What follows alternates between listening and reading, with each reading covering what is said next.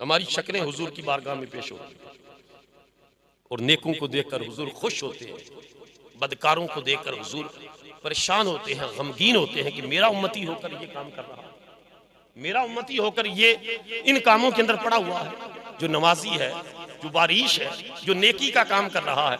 مصطفیٰ خوش ہوتے ہیں کہ یہ حضور کے وہ، میں اگلے دن جو ہے وہ حضور پیر سید زاہد صدیق شاہ صاحب اللہ تعالیٰ ان کو صحت کاملہ اور عمر دراز عطا فرمائے۔ واقعہ تو پہلے بھی کئی مرتبہ یہ پڑھا ہے، لیکن ولی کی زبان سے سنتے ہوئے اور بھی لذت آتی ہے۔ ان کی خدمت میں بیٹھا تھا تو انہوں نے کہا کہ عالم ارواح میں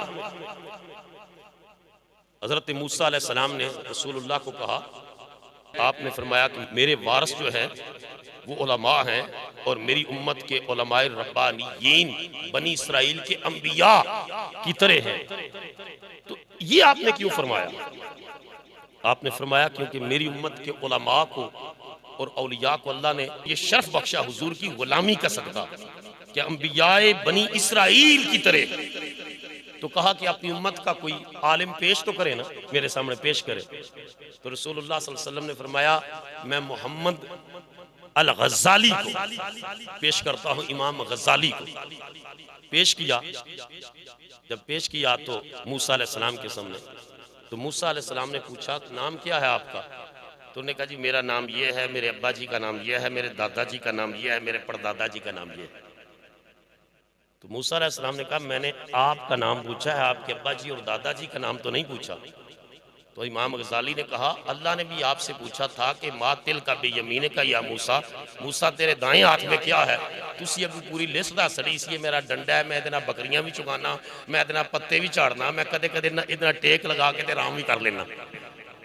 تسی تے اللہ دے سوال دیتے کچھ 5-6 جواب دے سڑے سن۔ تو موسیٰ علیہ السلام نے فرمایا حضرت امام غزالی کو کہ جو تو نے یہ بات کی ہے نا، تو اب میں مصطفیٰ کے اس فرمان کا معنی سمجھ گیا ہوں کہ میری امت کے علماء ربانیین بنی اسرائیل کے انبیاء کی۔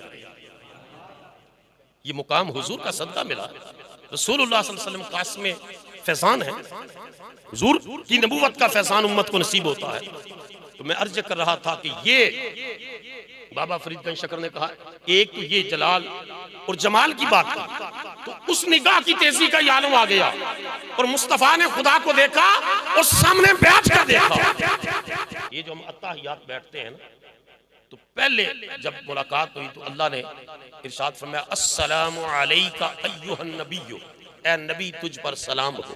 بولو سارے اے نبی تجھ پر، اے نبی تجھ پر، اے سب کی آواز ہے اونچی، اے نبی تجھ پر۔ آپ نماز میں یہ پڑھتے ہیں یا نہیں پڑھتے؟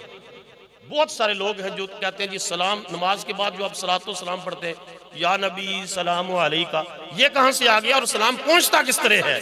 پہنچتا کس طرح ہے؟ نادانو اگر نماز کے اندر کا پہنچ جاتا ہے تو باہر کا کیوں نہیں پہنچتا؟ اور میں ایک مرتبہ حضور ضیاء الامت حضرت جسٹس پیر محمد کرم شاہ صاحب رحمت اللہ علیہ کے حجرے میں بیٹھا تھا اور آپ نے امام غزالی کی احیاء العلوم کے اندر وہ عبارت دکھائی، آپ نے اس کو انڈرلائن کیا ہوا تھا کہ امتی جب ایوہ السلام علیکہ ایوہ النبیوں پر پہنچے تو تصور کرے کہ میں مصطفیٰ کو سلام پیش کر رہا ہوں، حضور میرا سلام سن رہے ہیں۔ اور کئی عاشق لوگ ایسے گزرے ہیں جب یہاں پہنچتے ہیں سلام کرتے ہیں نماز میں رک جاتے ہیں، جب تک جواب نہیں آتا نماز مکمل ہی نہیں کرتے۔